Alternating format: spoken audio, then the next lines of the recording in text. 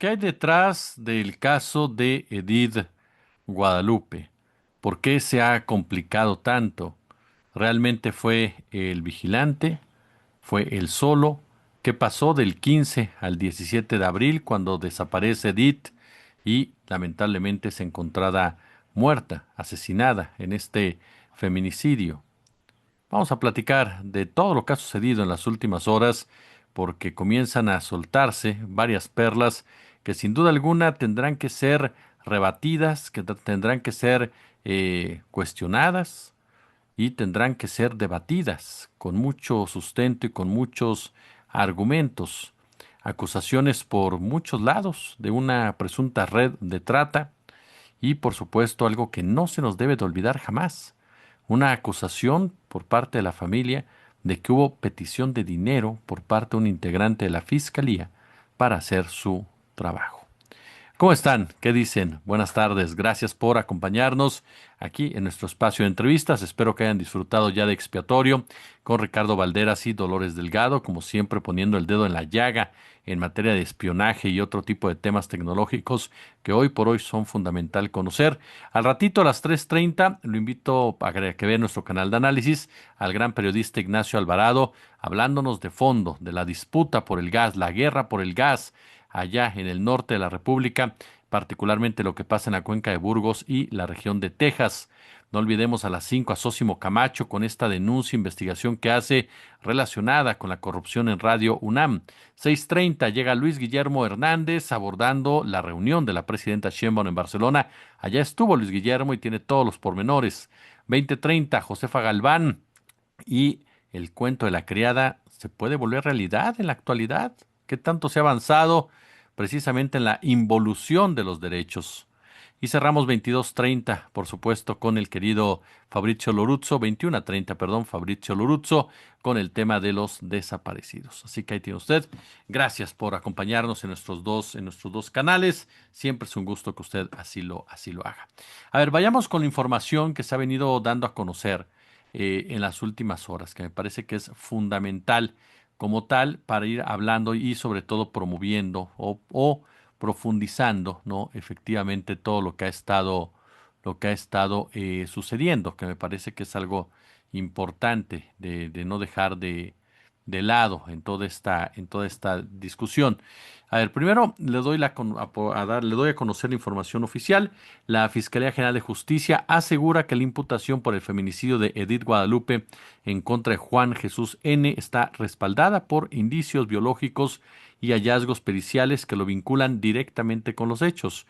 En un comunicado informó que se tiene evidencia de que las cámaras de videovigilancia del edificio se encontraban desconectadas durante el periodo en que Edith ingresó al inmueble, además de que el propio vigilante tenía acceso al sistema de seguridad, lo que le permitía manipularlo. Con base en lo anterior, sostuvo que la imputación se encuentra debidamente sustentada en datos de prueba que apuntan a su participación.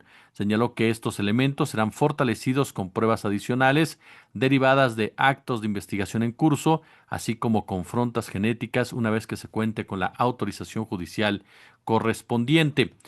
Por su parte, precisa que el video que circula en redes sociales no corresponde a los hechos relacionados con la víctima. Explicó que el análisis realizado indicó que dicho material cuenta con un sello de tiempo del 7 de abril de este año, es decir, 8 días antes de su desaparición, y que la mujer que aparece en él no es Edith. Ahorita platicamos de este video. Mencionó que continúa con una investigación exhaustiva para contar con una visión integral de lo ocurrido y determinar si el imputado actuó solo con la participación de otras personas. También señala que se indaga la posible relación con otros hechos delictivos vinculados a mujeres o al inmueble, los cuales serán investigados y perseguidos conforme a la ley. La dependencia reiteró que no fabrica culpables ni que la imputación se sustenta en datos de prueba que permitirán sostener el caso tanto en el proceso penal como ante la opinión pública. Esa es la postura que da a conocer la Fiscalía General de Justicia de la Ciudad de México ante la gran cantidad de comentarios, de señalamientos que se han venido gestando en las últimas horas, que se han venido expresando. Hagamos un poco de recorrido, ¿le parece bien? A ver, el 15 de abril la joven fue reportada como desaparecida. El 15 de abril. Fue vista por última vez después de salir de su domicilio en la alcaldía Iztapalapa para acudir a una supuesta entrevista de trabajo. De acuerdo con imágenes del C5 y de videovigilancia de la zona, Edith Guadalupe tomó un mototaxi de aplicación para dirigirse a la cita. Posteriormente, las cámaras captaron a la joven llegar al edificio con el número 829 de la Avenida Revolución, donde más tarde se confirmó su asesinato. Ajá, este feminicidio. Aquí la primera pregunta es, ¿el mototaxi ya queda completamente desligado de cualquier responsabilidad? Es decir, fue un mototaxi aleatorio, ¿no? Que se hizo la petición como cualquier otra y no pasó absolutamente nada con él, me imagino, ¿no? Por parte de la autoridad. Ahora, familiares de Edith aseguran que realizaron el reporte por la desaparición el mismo miércoles, al notar que la joven no regresaba ni respondía mensajes. Sin embargo, señalan que autoridades de la Fiscalía de la Ciudad de México les indicaron que tenían que esperar 72 horas para poder iniciar acciones. Toda la familia, amigos, vecinos hicimos este trabajo para llegar al domicilio donde ella fue vista y ya no la vimos salir. Fue gracias a nosotros. La fiscalía nos dijo que tenemos que esperar 72 horas. ¿Por qué? Porque se pudo ir con el novio, pero no, nosotros hicimos todo. La fiscalía no hizo nada. Siempre nos dijo que nos teníamos que esperar 72 horas. Esto lo relató Magdalena, tía de Edith, en entrevista precisamente con diversos medios de comunicación. Ahí es también con estos medios en donde los familiares de manera muy tajante dicen nos pidieron dinero incluso para avanzar en la investigación. ¿Cómo sabían los familiares que Edith se encontraba en esta dirección? Porque ella les manda ubicación, ella les avisa a dónde va y les dice, no, que ya llegó. En pocas palabras. Esto que viene a evidenciar o de una comunicación constante entre familia, como una especie de método, me queda claro que es para cuidarte en todos los sentidos, ¿no? Seas quien seas, si te dedicas a lo que sea, lo cierto es que tu familia está pendiente, ¿no? De cierta manera. No está pendiente de dónde vas, hacia dónde vas. Fue algo también espontáneo, fue algo nuevo. Esto implicaría que había una preocupación por parte de la involucrada de acudir a ese lugar, ¿no? Eso es muy importante, me parece también desentrañarlo, si es una práctica común, ¿no? Entre la familia y lamentablemente la víctima, o bien fue algo excepcional por este caso en particular. Ahora, el 16 de abril, es decir, ya pasamos del 15 de abril cuando desaparecen. Ujú. Llegamos al 16 de abril. Ya pasamos un día, ya llegamos a las 24 horas. Los familiares denunciaron que en un primer momento se les informó que Edith Guadalupe no había ingresado al inmueble e incluso aseguran se les negó el acceso a las cámaras de seguridad del lugar. ¿Quiénes se los negaron? ¿Fue este vigilante? ¿Fue otro vigilante? ¿Fue la administración del lugar? ¿Por qué lo negaría la administración precisamente del lugar? Ante la falta de apoyo, la familia decide solicitar por su cuenta las grabaciones del C5 y de cámaras vecinales, material con el que lograron reconstruir la ruta que siguió la joven hasta el conjunto de departamentos ubicado sobre Avenida Revolución. Ese mismo día, familiares y amigos de Edith realizaron una manifestación sobre Eje 6 Sur y bloquearon la circulación en el cruce de Revolución y Rubens para exigir que se agilizaran las labores de búsqueda al señalar que ya habían transcurrido más de 24 horas desde la última vez que tuvieron contacto con ella. Sobre estos señalamientos, la Fiscalía de la Ciudad de México sostuvo que desde que recibió el reporte de desaparición, que según su versión ocurrió el 16 de abril, activó de manera inmediata los protocolos de búsqueda e investigación a través de la Fiscalía para la investigación, persecución de los delitos en materia de desaparición y búsqueda de personas. Aquí ya hay una contradicción de origen, ¿está de acuerdo? Por un lado, la familia dice, nosotros lo reportamos desde el día 15 y nos dijeron que nos tuviéramos que esperar 72 horas y nos pidieron dinero. En la Fiscalía nos dice, no, es que sí fue ese mismo momento. Sinceramente, yo le creo más a los familiares, les soy honesto, porque conocemos a mucha gente que trabaja en las fiscalías en general y sabemos muy bien de qué pie cojean. Ese tipo de comportamientos, tristemente, no son excepción. Son la norma en muchas fiscalías de nuestro país. Tristemente. En donde la persona que atiende no cumple con la celeridad necesaria, justifica con mucha facilidad y termina en muchas ocasiones pidiendo dinero. Esto ha sucedido en Chihuahua, ha sucedido en Sinaloa, ha sucedido en Nuevo León, ha sucedido también en Michoacán, ha sucedido en Guerrero, ha sucedido también en, permítame otra fiscalía que el servidor haya podido verificar, Guanajuato, Nos ha constado, porque lo hemos verificado, de casos en donde los familiares coinciden en que funcionarios de esas fiscalías pidieron dinero para actuar. Entonces, tristemente, no es algo que se escape en la Procuración de Justicia de este país. Según la Fiscalía, desde la 1:30 del 17 de abril se inició una inspección ministerial en el inmueble donde Edith Guadalupe fue vista por última vez. Durante la diligencia se revisaron las áreas comunes del edificio hasta que se localizó un cuerpo en el sótano.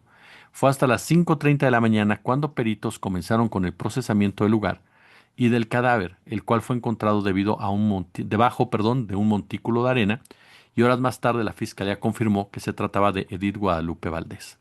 En conferencia de prensa, la fiscal Berta Luján informó que el cuerpo presentaba diversas lesiones provocadas por golpes y añadió que durante la revisión del inmueble también se localizaron objetos personales de la joven. La funcionaria indicó que continuaban las entrevistas y diligencias para esclarecer lo ocurrido y señaló que ya se investigan las irregularidades denunciadas por la familia, incluida la presunta solicitud de dinero por parte de un funcionario de la fiscalía. Finalmente, sobre los señalamientos de un posible delito de trata de personas, en un principio, lo que dijo Berta Luján es que no existe registro de denuncia previa relacionada con el inmueble ni indicios documentados de la comisión de ese delito en ese lugar, vinculado al crimen sobre todo de Edith Guadalupe Valdés. Esa es, podríamos decir así, la cronología tácita de lo que sucedió hasta el día 17 de abril. Después viene precisamente la detención de esta persona, ¿no? De Juan José, de Juan Jesús, ¿no? Este vigilante del lugar, que presuntamente ingresa a este Edit, a la caseta de vigilancia, apaga las cámaras, como ya vimos en el caso del documento que presenta la fiscalía, discuten, ¿no?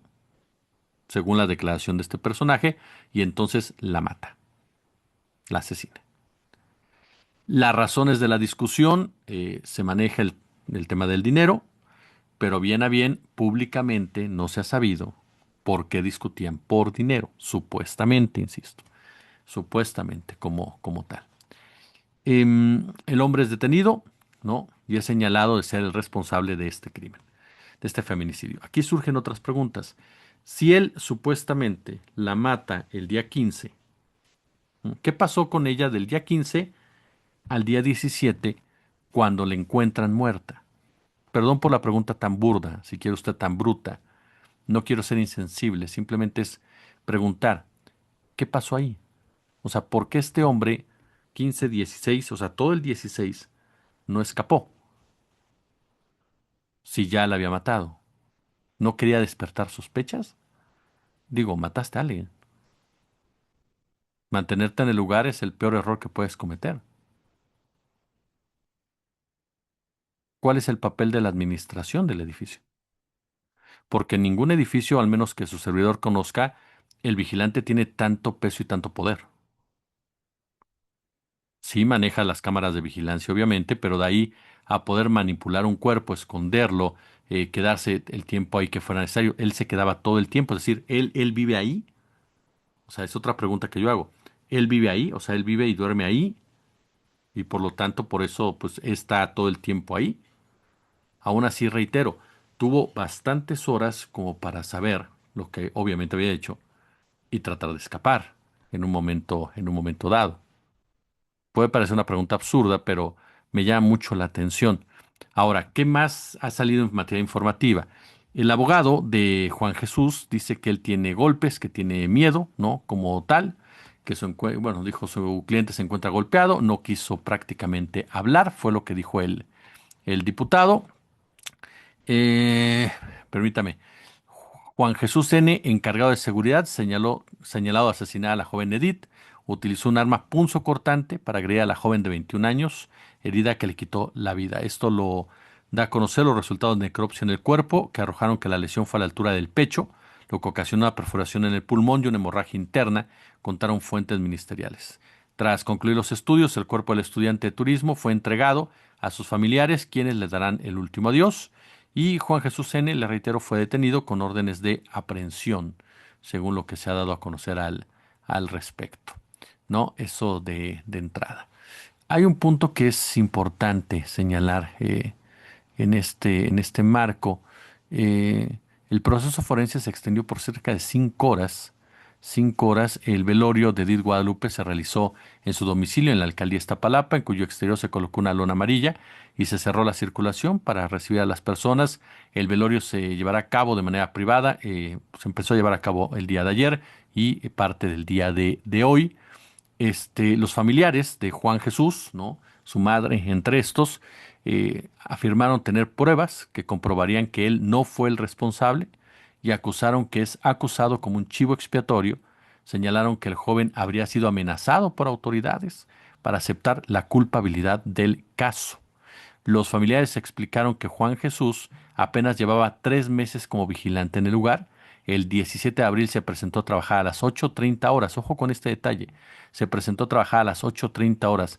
A las 14 horas respondió una llamada comentando que ya estaba en la Fiscalía de la Ciudad de México en calidad de testigo.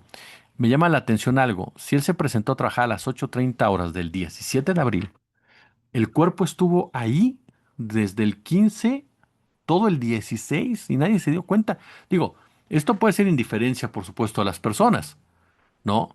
Pero el otro vigilante no bajó, nadie llegó por ahí, qué tan expuesto estaba, no sé, eso me brinca mucho. A lo mejor son preguntas muy burdas, pero me brinca mucho ese lapso. Es decir, él se va a su casa después de matar a alguien, se va a su casa y regresa.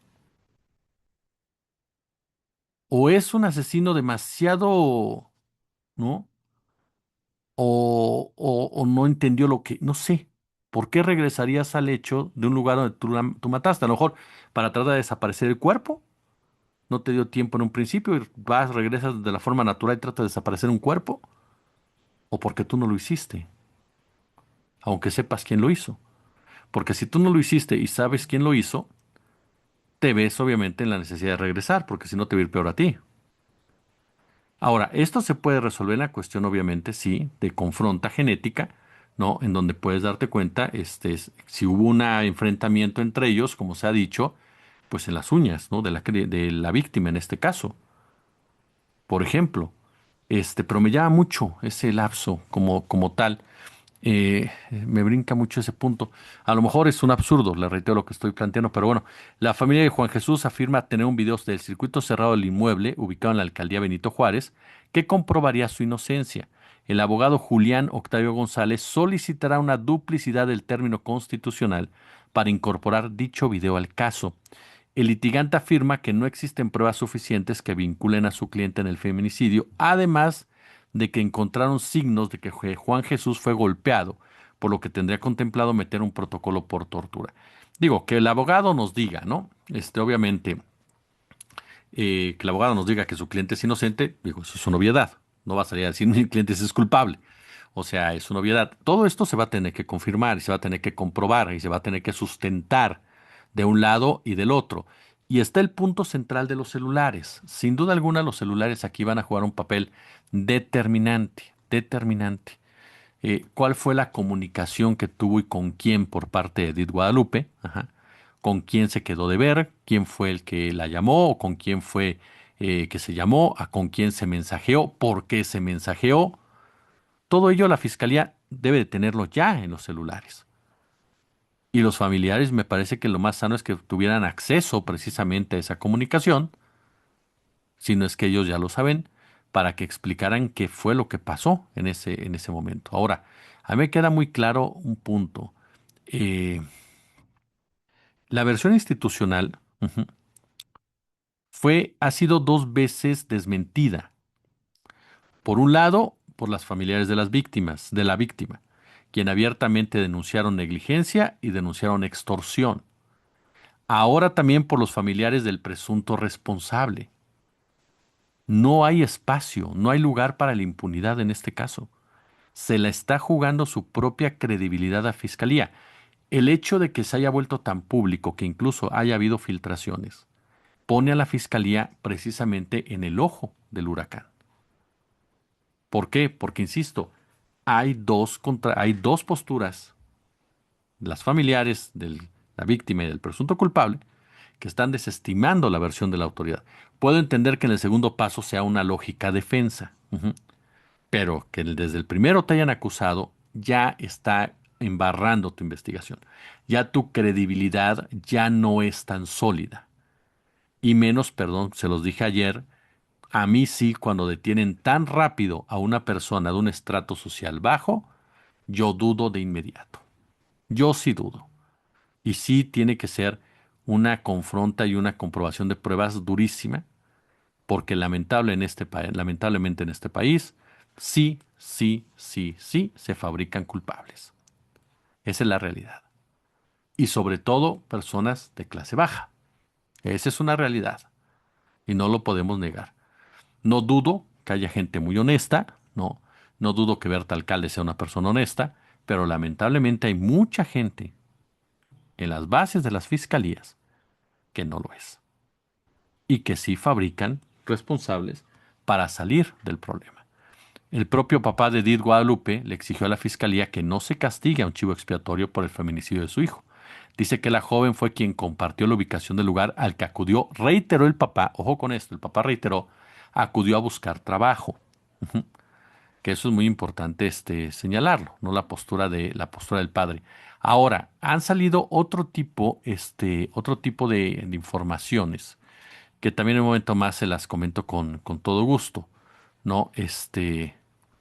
Y nada, déjeme limpiar aquí. La mamá, por ejemplo, de Juan Jesús dice, siento impotencia, mi hijo es inocente, está golpeado, tiene miedo, al igual que nosotros. Es lo que ellos señalan de una manera tajante. Ella dice, mi hijo no es capaz de hacer una situación, algo por el estilo. Bueno, insisto, aquí ustedes me podrán decir, bueno, Jesús, las mamás siempre van a defender al hijo. No siempre. Ya nos ha tocado ver a mamás que sí dicen, sí, sí es capaz de eso, deténganlo, ¿no? Pero en general, pues es obvio. Por eso digo, más allá de cualquier sesgo, antipatía o simpatía, las pruebas tienen que ser contundentes. Ahora, está esta declaración de Luis Cardona, periodista de Chihuahua, quien dice que él vivió en ese edificio donde fueron los hechos y vivió por diferentes circunstancias vinculadas a su seguridad, ¿no? Y da a conocer que a este edificio solo se ingresa cuando el guardia, después de observar por la cámara de la puerta de entrada, activa el candado electrónico o el inquilino abre con su llave y control la puerta del estacionamiento. Para llegar a la caseta hay una escalera, dice Luis Cardona, y de ahí marcan al departamento a donde va la persona. Tiene que bajar uno a recibirla. Tiene elevador y una escalera lateral. Él en ese momento marca que hay mucha seguridad, la caseta tiene cámaras sobre ella y siempre están dos o tres guardias. Si, como dicen, la citaron en el hotel de enfrente y posteriormente llegó a la Torre Murano, los videos deben de tener la evidencia de lo que sucedió, supuestamente. Bueno, con este nivel de seguridad, sí, tendríamos que ver, ¿no? Primero que nada, por qué está ahí adentro. ¿Cómo entró? ¿Por qué entró? ¿Para qué entró? Si fue una oferta de trabajo, es muy fácil saber quién la citó, porque una oferta de trabajo te cita una oficina, te cita algo establecido, te cita una marca, en pocas palabras. No te cita cualquier persona. Te cita a lo mejor, oiga, voy a ver al licenciado tal, a la licenciada tal, sabes perfectamente quién te está citando. Ajá, y ahí en el edificio el vigilante debe saber quién la habría citado. Si es todas estas medidas de que no entras a menos, ajá, de que revisen, chequen y vean quién fue, entonces una de dos. O se está protegiendo a otra persona, que es la que se quedó de ver con esta jovencita, o bien, ajá, el vigilante fue el que la habría citado. ¿Para qué? Ese ya es el punto que ahí se tendrá que aclarar con el tema de los teléfonos celulares. Ahora, hay un dato más que también me parece que es importante señalar en este marco, que es que la Secretaría de Mujeres acompaña a la familia de Edith Guadalupe. Hay en este momento, la reitero, un detenido. Y sí hay varios puntos que me parece que es importante destacar y que ya vamos más englobado en todo este asunto como tal que estamos platicando. Primero, supongamos que es un asunto del vigilante. ¿A qué empresa de seguridad pertenece? ¿Quién es esa empresa de seguridad? ¿Qué tipo de protocolos lleva a cabo esa empresa de seguridad para contratar a su personal? Que tiene alguien que presuntamente es capaz de asesinar a una persona, de violentar las reglas del edificio en el cual trabaja. Las empresas de seguridad no están reguladas como se debería, ni han sido tocadas como deberían de ser tocadas en muchas investigaciones. Hay muchas personas que no tienen capacidad para llevar a cabo el trabajo y hay muchas personas corruptas en el mismo. Entonces, ¿qué empresa de seguridad es la que empleó a este joven? Porque a final de cuentas hay que tener cuidado porque vea usted presuntamente a qué tipo de personal contrata. Ujú. ¿Cómo sabemos que no hay más personas con mentalidad así, con actitudes así, que presuntamente llevan a cabo una acción extrema? No sabes. Segundo, la administración, por ejemplo, la administración del edificio, ¿qué responsabilidad tiene? No creo yo que no tenga ninguna. Estamos hablando de que una persona asesinada estuvo en sus instalaciones durante prácticamente 2 días y nadie se dio cuenta. ¿Cómo se opera ese edificio? ¿Cómo se administra? ¿Por qué la administración no dejó pasar a los familiares en un principio? ¿Por qué no pusieron un alto a las irregularidades que estaban viendo desde un principio? No se pueden lavar las manos tan fáciles. Hubo un asesinato al interior del inmueble que ellos administran, porque el vigilante presuntamente tenía el control del tiempo y el espacio. Se tiene que empezar a rascar en las denuncias del MP correspondiente, si no es que ya las archivaron o las quemaron, si hay más casos de mujeres desaparecidas en ese edificio o en esa zona. Dice la fiscalía que no. Ujú. Ahora viene el otro punto también que es importante señalarlo y no dejarlo de lado. Ajá. Este, si existe este video del otro hombre que dice el abogado, ¿quién es ese hombre? Porque Reforma dio a conocer un video, que es a lo que la fiscalía se refería, de un hombre y una mujer que suben en un elevador, presuntamente en el mismo edificio, pero no tiene que ver con el tema de Edith. Yo le soy honesto, no creo que sea muy ético condenar a una persona que aparece en un video, sí en una situación, pues que parece ser de una pareja, ¿no? Un hombre mayor, una mujer menor, de edad, no me refiero a que sea menor de edad, sino menor de edad que él. Por lo menos lo que podemos imaginar por lo que se ve ahí. Y que da la impresión de ser un servicio, ¿no? En pocas palabras, pues, un servicio sexual. Pero no sé, ese video me parece que embarra más el caso que lo que realmente ayuda a esclarecerlo.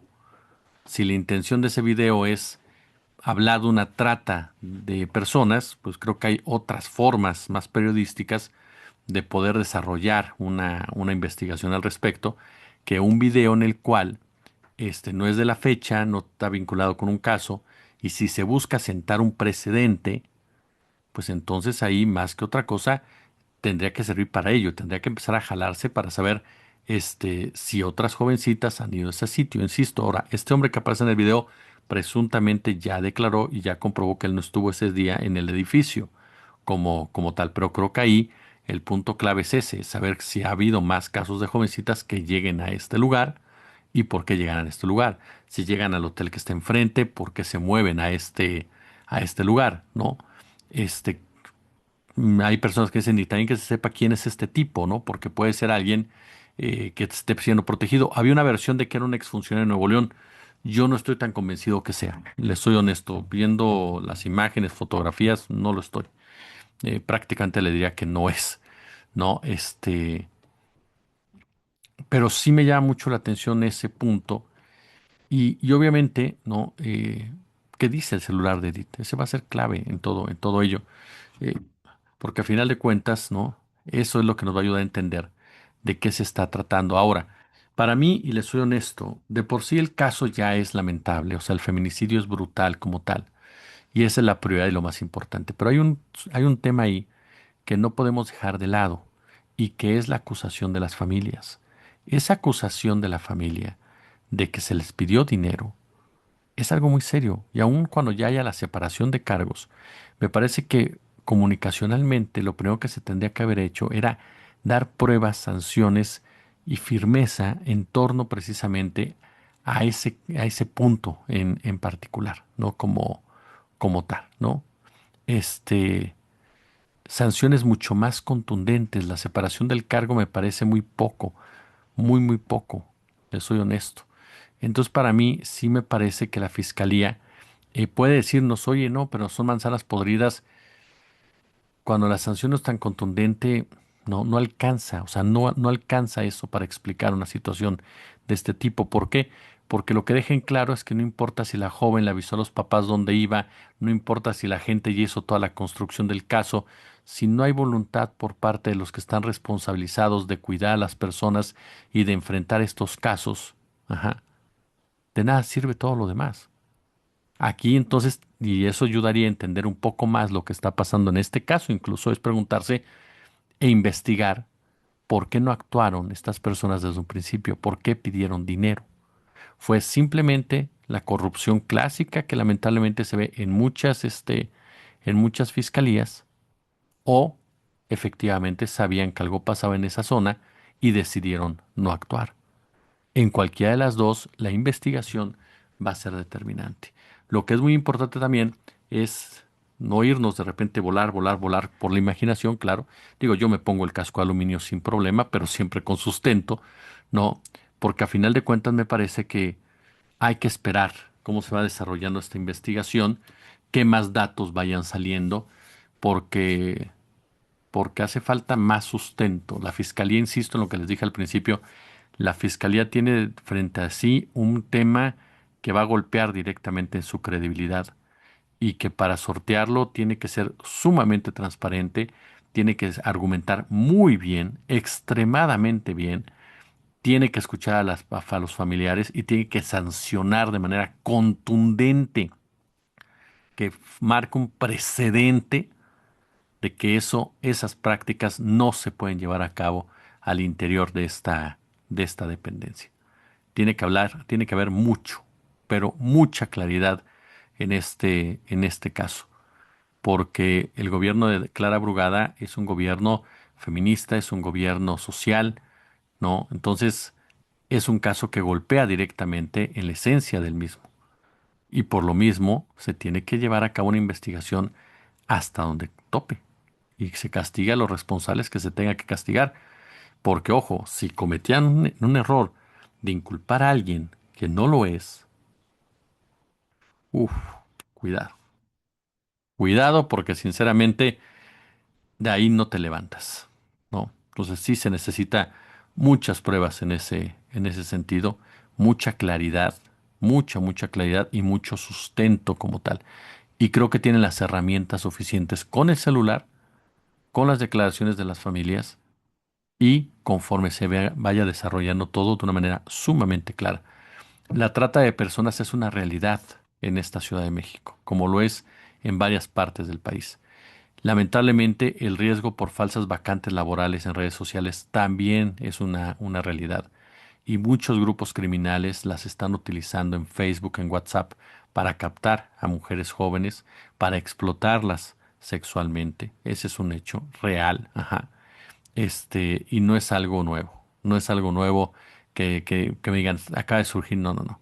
La realidad es que es un problema que se tiene en la Ciudad de México, que se tiene en varias partes de de nuestro país y que se tiene también que investigar de origen, de origen, porque hay muchas empresas, muchos sitios, ¿no? Como este Top Model y otros más, ¿no? Que te ofrecen trabajo de modelos, que te ofrecen trabajo de administradora, que te ofrecen de trabajo, en fin, ujú, con contratación inmediata, horarios flexibles, preferencia para estudiantes, en fin, y terminas en una red de trata. Ujú.